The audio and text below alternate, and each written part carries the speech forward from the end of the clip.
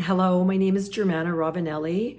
I am here to share some information, some data around how we get wired as human beings and how do we live our best life? How do we access that part of our psyche called the subconscious mind to create a better life? Many people, they think that there's something esoteric about the subconscious mind or that it's somehow forbidden, and yet our subconscious mind is always running and it is always trying to protect us. So what brought me to learn about this was I'd come from a fairly unpleasant background, and I did tremendous amount of talk therapy, and I still had a lot of anxiety. I still had a lot of depression. I still had a real deep-seated fear that people wouldn't like me.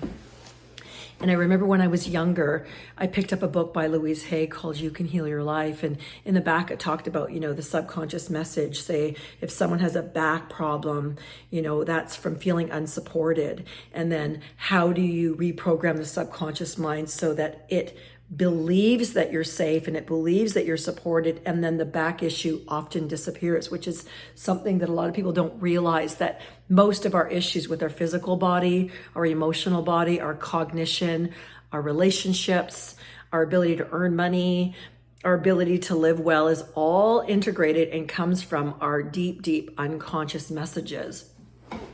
So what happens is we end up with a filter that we've adopted. It's a form of waking hypnosis that we'll call it a reality filter, and it's the lens that we look through. If we believe the world is bad, we're not safe, then we're never ever going to develop into our best self, because we're always protecting from potential danger. And our subconscious mind will make up stories about how we're not safe unless we can reprogram it and say, I have certainty, I'm safe, I'm secure. And that's part of the intention of the service that I offer people, is to help them have tools in the day that they're in so they can live well, so they can have calmness, so they can be happy, so they can get their needs met. 75% of what our mind will focus on is negative. That's just kind of it. If you look at the state of affairs in the world and you look at what people post, it's like, whoa, are those people ever scary and dark? And that's because their mind on autopilot just goes, ding, everything's bad. I'm going to hurt you because I'm not happy with me, so I'm going to attack. 25% of our thoughts are neutral or positive. And those are the people that I call them Earthbound Angels. They kind of show up and they can look at the possibility. And it's super important to know that that's our natural, authentic self. But a lot of that's been squished because we don't feel safe. And the brain is hardwired to survive. So it will do whatever it needs to do to protect us. It will scare us.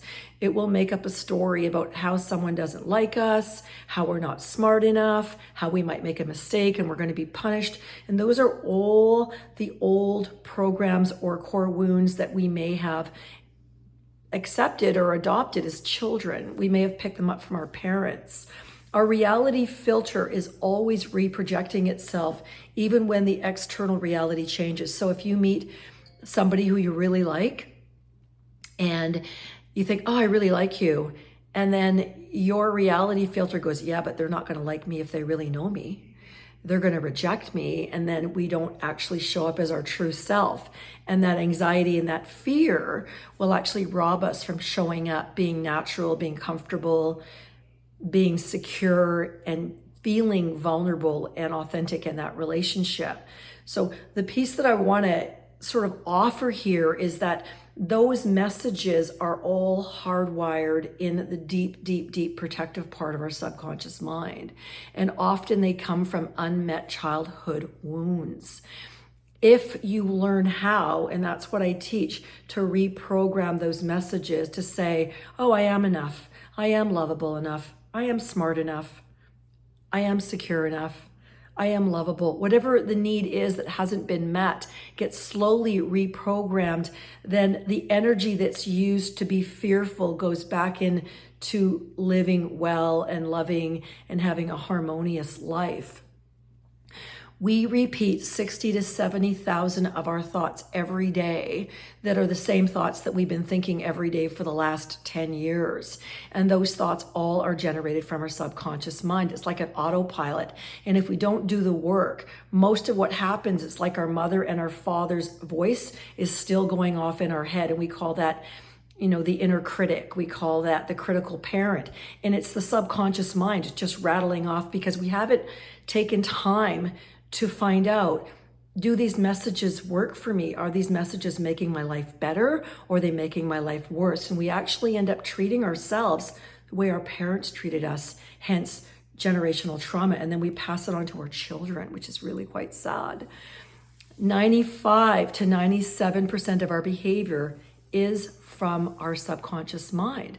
So if there's a part of your life that doesn't work, say you're having a hard time taking care of your physical body or your health and your fitness, or getting a good job, or being happy in a relationship, or having a good career, or an emotional and mental state that's not rich, then that information that needs to be updated is deep in your subconscious mind. It's not, if I fix the outside world, these problems will go away. These problems are directly related to the subconscious mind just firing and saying, nope, this is what's happening. This is what's happening. In our world, we call it a story.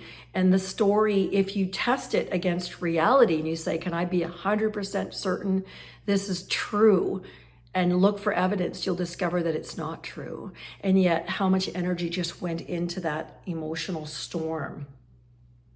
Our internal dialogue becomes more active around wounds. So say one of my deep behavioral needs is certainty, which is known as security and safety, because that's what I didn't get as a child. And if something comes up and bounces against that, then my emotional state will spike and my unconscious mind will be scanning for danger.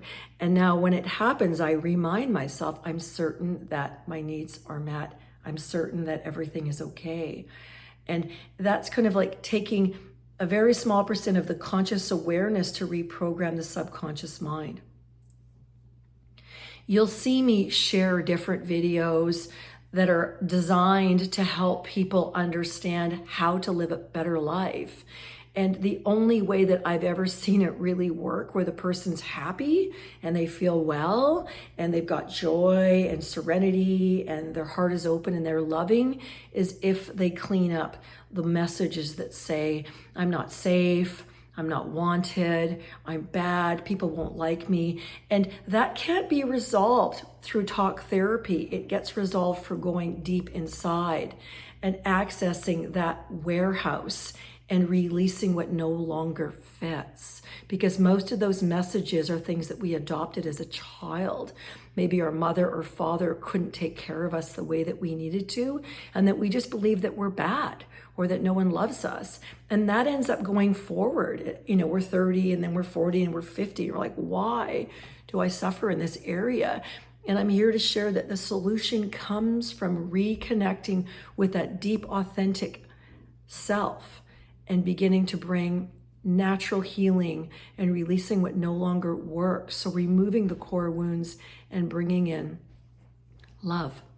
Now, if this interests you, if you're interested in more information, feel free to send me a message and I will share that information. And if you're interested in a conversation or making an appointment, please feel invited to do so. And I thank you for taking the time to watch this video.